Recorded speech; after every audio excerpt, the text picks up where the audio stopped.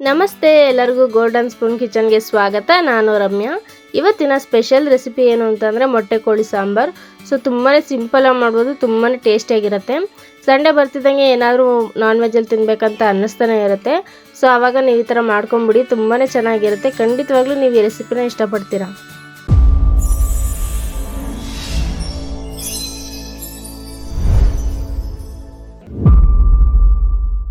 ಬನ್ನಿ ಇದಕ್ಕೆ ಏನೇನು ಇಂಗ್ರೀಡಿಯೆಂಟ್ಸ್ ಬೇಕಂತ ನೋಡೋಣ. ನಾನಿಲ್ಲಿ 1 kg ಆಗೋಷ್ಟು ಚಿಕನ್ನ ಚೆನ್ನಾಗಿ ತೊಳೆದು ಎತ್ತಿಟ್ಕೊಂಡಿದ್ದೀನಿ. ನೋಡ್ಬೋದು ನೀವು ಇಲ್ಲಿ ಮೊಟ್ಟೆನೂ ಸಹ ಇದೆ, ನೀಟಾಗಿ ಈ ಥರ ತೊಳೆದಿಟ್ಕೊಳ್ಳಿ. ನಾನಿವಾಗ 1 ಕಪ್ ಆಗುವಷ್ಟು ಸಾಂಬಾರು ಪೌಡ್ರನ್ನ ಯೂಸ್ ಮಾಡ್ಕೊತಾ ಇದ್ದೀನಿ. ಮನೆಯಲ್ಲೇ ಮಾಡಿರೋವಂಥ ಸಾಂಬಾರು ಪೌಡ್ರು, ನೀವಿಲ್ಲ ಅಂತಂದರೆ ಹೊರಗಡೆಯಿಂದಲೇ ಯೂಸ್ ಮಾಡ್ಕೊಬೋದು. ಇಲ್ಲಿ ನಾನೊಂದು 1/4 ಕಪ್ ಆಗುವಷ್ಟು ಶುಂಠಿ ಬೆಳ್ಳುಳ್ಳಿ ಪೇಸ್ಟನ್ನು ತೊಗೊಂಡಿದ್ದೀನಿ. ಇದಕ್ಕೆ ನಾವು ಸಾಂಬಾರು ಸೊಪ್ಪು ಹಾಕಿರೋದ್ರಿಂದ ಆ ಥರ ಕಲರ್ ಇದೆ ಅಷ್ಟೇ. ಮತ್ತು ಇಲ್ಲಿ 2 ಲವಂಗ ಮತ್ತು 1 ಏಲಕ್ಕಿ, ಒಂದು 5ರಿಂದ 6 ಆಗೋಷ್ಟು ಮೆಣಸು, 1 ಇಂಚ್ ಚಕ್ಕೆ ಮತ್ತು ಒಂದು 1/4 ಟೇಬಲ್ ಸ್ಪೂನ್ ಆಗೋಷ್ಟು ಗಸಗಸೆನ ಎತ್ತಿಟ್ಕೊಂಡಿದ್ದೀನಿ. ಇಲ್ಲಿ ಒಂದು ಚಿಕ್ಕ ಬೌಲಲ್ಲಿ ನಾನು 1.5 ಟೇಬಲ್ ಸ್ಪೂನ್ ಆಗೋಷ್ಟು ಹುರಿಗಡಲೆನ ತೆಗೆದಿಟ್ಕೊಂಡಿದ್ದೀನಿ. ಇಲ್ಲಿ ನಾನು 1 ಕಪ್ ಆಗೋಷ್ಟು ಹುಳಿ ಟೊಮೆಟೊನ ದಪ್ಪದಾಗಿ ಹೆಚ್ಚಿಟ್ಕೊಂಡಿದ್ದೀನಿ. ಮತ್ತು 1/4 ಕಪ್ ಆಗೋಷ್ಟು ತುರಿದಿರೋವಂಥ ಕಾಯಿನ ತೊಗೊಂಡಿದ್ದೀನಿ. 1 ಮೀಡಿಯಮ್ ಸೈಜ್ ಈರುಳ್ಳಿನ ದಪ್ಪದಾಗಿ ಹೆಚ್ಚಿಟ್ಕೊಂಡಿದ್ದೀನಿ. ಇಲ್ಲಿ ಸ್ವಲ್ಪ ಕೊತ್ತಂಬರಿ ಸೊಪ್ಪನ್ನ ತೆಗೆದಿಟ್ಕೊಂಡಿದ್ದೀನಿ. ನೋಡಿ, ಇಷ್ಟೇ ಬೇಕಾಗುವಂಥದ್ದು ಇಂಗ್ರೀಡಿಯೆಂಟ್ಸು. ಇವಾಗ ನಾನೊಂದು ಮಿಕ್ಸರ್ ಜಾರಿಗೆ ತುರಿದಿಟ್ಕೊಂಡಿರೋಂಥ ಕಾಯಿ ಮತ್ತು ನಾನು ನಿಮಗೆ ಮುಂಚೆನೇ ತೋರಿಸಿದಂತಹ ಸ್ಪೈಸಸ್ನೆಲ್ಲ ಹಾಕ್ಕೊತಾ ಇದ್ದೀನಿ.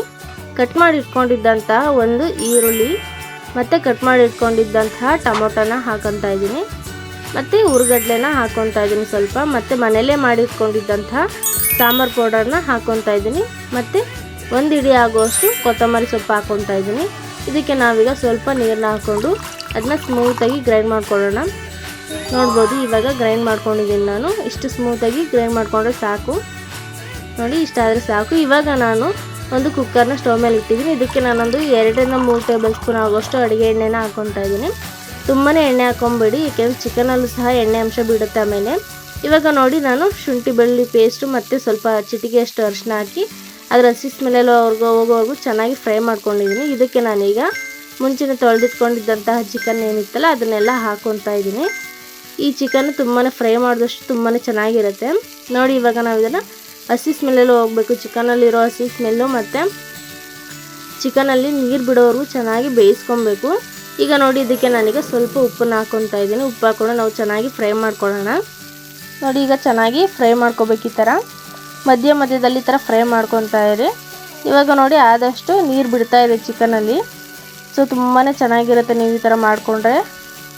ನೋಡ್ಬೋದು, ಈಗ ಚಿಕನಲ್ಲಿ ನೀರಿನ ಅಂಶ ಎಲ್ಲ ಬಿಟ್ಕೊಂಡಿದ್ದೆ. ಇವಾಗ ನಾನು ಇದಕ್ಕೆ ಚಿಕನ್ ಮುಳುಗುವಷ್ಟು ನೀರನ್ನ ಹಾಕ್ಕೊತಾ ಇದ್ದೀನಿ. ಬಿಸಿನೀರನ್ನ ಹಾಕ್ಕೊತಾ ಇದ್ದೀನಿ. ನೀವು ತಣ್ಣೀರನ್ನಾದರೂ ಹಾಕ್ಕೊಬೋದು, ಪರವಾಗಿಲ್ಲ. ಇವಾಗ ನೋಡಿ, ಚಿಕನ್ ಮುಳುಗುವಷ್ಟು ನೀರು ಹಾಕಿ ನಾನು ಇದಕ್ಕೆ ಲಿಡ್ಡನ್ನು ಕ್ಲೋಸ್ ಮಾಡ್ತಾ ಇದ್ದೀನಿ. ನಾವೀಗ ಒಂದು 3ರಿಂದ 4 ವಿಷಲ್ ಕೂಗಿಸ್ಕೊಬೇಕು. ಸೊ ಆವಾಗ ಚಿಕನ್ನು ತುಂಬಾ ಚೆನ್ನಾಗಿ ಬೇಯುತ್ತೆ. ಇವಾಗ ನೋಡಿ, ಒಂದು 3ರಿಂದ 4 ವಿಷಲ್ ಕೂಗಿಸ್ಕೊಂಡಾದ್ಮೇಲೆ ನಾನು ವಿಷಲೆಲ್ಲ ರಿಲೀಸ್ ಆದಮೇಲೆ ನಾನು ಓಪನ್ ಮಾಡಿ ತೋರಿಸ್ತಾ ಇದ್ದೀನಿ. ಇವಾಗ ನಾನು ಇದಕ್ಕೆ ಮೊಟ್ಟೆನ ಹಾಕ್ಕೊತಾ ಇದ್ದೀನಿ. ನಾವು ಮುಂಚೆನೇ ಮೊಟ್ಟೆನ ಹಾಕ್ಕೊಂಬಿಟ್ರೆ ಮೊಟ್ಟೆ ಫುಲ್ಲು ಕದ್ರೋಗ್ಬಿಡುತ್ತೆ. ಸೊ ಹಂಗಾಗಿ ನಾವು ಕೊನೆಯಲ್ಲಿ ಹಾಕ್ಕೊಬೇಕು. ಇವಾಗ ನೋಡಿ, ಚಿಕನ್ನು ಆಲ್ಮೋಸ್ಟ್ ಅಲ್ಲಿ ಬೆಂದಿದೆ. ಇವಾಗ ನಾನು ಇದಕ್ಕೆ ಮುಂಚೆನೇ ಮಾಡಿಟ್ಕೊಂಡಿದ್ವಲ್ಲ ಮಸಾಲೆ ಏನಿತ್ತಲ್ಲ ಅದನ್ನು ಹಾಕ್ಕೊತಾ ಇದ್ದೀನಿ. ನೋಡಿ, ನಿಮಗೆ ಕನ್ಸಿಸ್ಟೆನ್ಸಿ ನೋಡಿ ಹಾಕ್ಕೊಳ್ಳಿ. ಸಾಂಬಾರು ತುಂಬಾ ತೆಳುನೂ ಇರಬಾರ್ದು, ತುಂಬಾ ಗಟ್ಟಿನೂ ಇರಬಾರ್ದು. ಒಂದು ಮೀಡಿಯಮಾಗಿ ಮಾಡ್ಕೊಳ್ಳಿ, ಸಾಂಬಾರು ತುಂಬಾ ಚೆನ್ನಾಗಿರುತ್ತೆ. ನೋಡಿ, ಇವಾಗ ನಾನು ಚೆನ್ನಾಗಿ ಮಿಕ್ಸ್ ಮಾಡ್ಕೊಂಡು ಇದಕ್ಕೆ ಕನ್ಸಿಸ್ಟೆನ್ಸಿಗೆ ತಕ್ಕನಂಗೆ ನಾನು ನೀರು ಹಾಕ್ಕೊತಾ ಇದ್ದೀನಿ. ನೋಡಿ, ಇವಾಗ ಸಾಂಬಾರನ್ನ ಚೆನ್ನಾಗಿ ಬೇಯಿಸ್ಕೊಂಡ್ರೆ ಆಯಿತು. ನೀವು ಟೈಮ್ ಇಲ್ಲ ಅಂತ ಅಂದರೆ ಇದನ್ನು 1 ವಿಷಲ್ ಕೂಗಿಸ್ಕೊಬೋದು, ರೆಡಿ ಆಗುತ್ತೆ. ಆದರೆ ಇಲ್ಲಿ ನಾನು ಹಾಗೇ ಸಾಂಬಾರನ್ನ ಕುದಿಸ್ಕೊತೀನಿ. ಸೊ ತುಂಬಾ ಟೇಸ್ಟಿಯಾಗಿರುತ್ತೆ ಈ ಥರ ಮಾಡಿಕೊಂಡ್ರೆ. ನೋಡ್ಬೋದು, ಈಗ ಚೆನ್ನಾಗಿ ಕುದೀತಾ ಇದೆ ಸಾಂಬಾರು. ಈಗ ನಾನು ಇದಕ್ಕೆ ರುಚಿಗೆ ತಕ್ಕಷ್ಟು ಉಪ್ಪನ್ನು ಹಾಕ್ಕೊತಾ ಇದ್ದೀನಿ. ಉಪ್ಪನ್ನು ಆದಷ್ಟು ಒಂದ್ಸತಿ ನೀವು ಸಾಂಬಾರನ್ನ ಟೇಸ್ಟ್ ನೋಡಿ ಆಮೇಲೆ ಹಾಕ್ಕೊಳ್ಳಿ. ನಾವು ಮುಂಚೆನೂ ಒಗ್ಗರಣೆಗೂ ಸಹ ಉಪ್ಪು ಹಾಕಿರ್ತೀವಿ. ಸೊ ಹಾಗಾಗಿ ಒಂದ್ಸತಿ ಸಾಂಬಾರನ್ನ ಟೇಸ್ಟ್ ಮಾಡಿ ನೋಡಿ ಆಮೇಲೆ ಹಾಕ್ಕೊಳ್ಳಿ.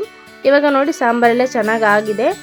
ನೀವು ಸಾಂಬಾರು ಕುದಿಯೋ ಟೈಮಲ್ಲಿ ಸಣ್ಣ ಪೀಸಾಗಿ ಕಾಯಿನ ಸಣ್ಣ ಪೀಸಾಗಿ ಕಟ್ ಮಾಡಿಕೊಂಡ್ರು ಇನ್ನೂ ತುಂಬಾ ಚೆನ್ನಾಗಿರುತ್ತೆ. ನೋಡಿ, ಇವಾಗ ನಾನು ಕೊನೆಯದಾಗಿ ಕೊತ್ತಂಬರಿ ಸೊಪ್ಪನ್ನು ಹಾಕ್ಕೊತಾ ಇದ್ದೀನಿ. ನೋಡಿ, ನೀವು ಈ ಥರ ಸಣ್ಣದಾಗಿ ಕಾಯಿನ ಕಟ್ ಮಾಡಿಕೊಂಡ್ರೆ ಸಾಂಬಾರು ಇನ್ನೂ ತುಂಬಾ ಟೇಸ್ಟಿಯಾಗಿರುತ್ತೆ. ನೋಡ್ಬೋದು, ನೀವು ಈ ಥರ ಕಟ್ ಮಾಡಿ ಸಾಂಬಾರು ಕುದಿಯೋ ಟೈಮಲ್ಲಿ ಸಹ ಹಾಕೊಬೋದು. ಆವಾಗ ತುಂಬಾ ಚೆನ್ನಾಗಿರುತ್ತೆ ಸಾಂಬಾರಿನ ಜೊತೆ ಅದನ್ನು ತಿನ್ನೋದಕ್ಕೆ ಕಾಯಿನೆಲ್ಲ. ಸೊ ನೀವು ಒಂದ್ಸತಿ ಟ್ರೈ ಮಾಡಿ ನೋಡಿ.